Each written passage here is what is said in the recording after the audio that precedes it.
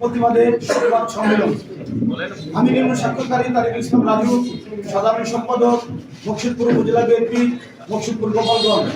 এই মর্মে উপস্থিত সকল সাংবাদিকদের জানাইতেছি যে গত 23/2/2024 তারিখে গোপালগঞ্জের মুর্শিদপুরের কমলাপুর গ্রামে আধিপত্য বিস্তারকে কেন্দ্র করে বিএনপি দুই পক্ষের সংঘর্ষে একজন নিহত ও অন্তত 9 জন আহত শিরোনাম RTV সম্প্রচারিত একটি বিভ্রান্তি, মিথ্যা ও বানোয়াট ভিত্তিহীন সংবাদ প্রচার এবং বিভিন্ন প্রিন্ট ও ইলেকট্রিক মিডিয়ায় মুর্শিদপুর উপজেলা বিএনপিকে জড়িয়ে উদ্দেশ্যমূলকভাবে সংবাদ প্রকাশিত করায় মুর্শিদপুর উপজেলা বিএনপির ভাবমূর্তি ক্ষুণ্ণ হওয়ার তীব্র নিন্দা ও প্রতিবাদ জানাচ্ছি।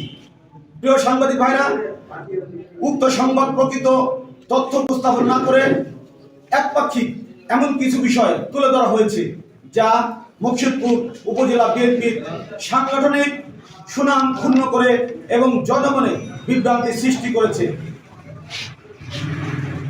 প্রিয় সাংবাদিক ভাইরা, যার পরিপ্রেক্ষিতে উক্ত সংবাদ সম্মেলনের আয়োজন করা হয়েছে।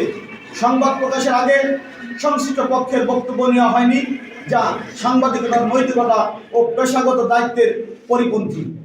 প্রিয় সাংবাদিক ভাইরা, উক্ত সংবাদ প্রত্যাহার, সংশোধনী প্রকাশ ও দোষীদের বিরুদ্ধে প্রয়োজনীয় ব্যবস্থা গ্রহণের জোর দাবি জানাচ্ছি। মুর্শিদপুর উপজেলা বিএনপির পক্ষ থেকে গোপালগঞ্জ জেলা ও মুর্শিদপুর উপজেলার সকল সাংবাদিক বৃন্দের প্রতি বিশেষভাবে অনুরোধ রাখতে চাই, প্রকৃত ঘটনা উদ্ঘাটন পূর্ব বস্তুনিষ্ঠ ও সংবাদ প্রচার করার আহ্বান জানাচ্ছি। ধন্যবাদ প্রিয় সাংবাদিক ভাইরা।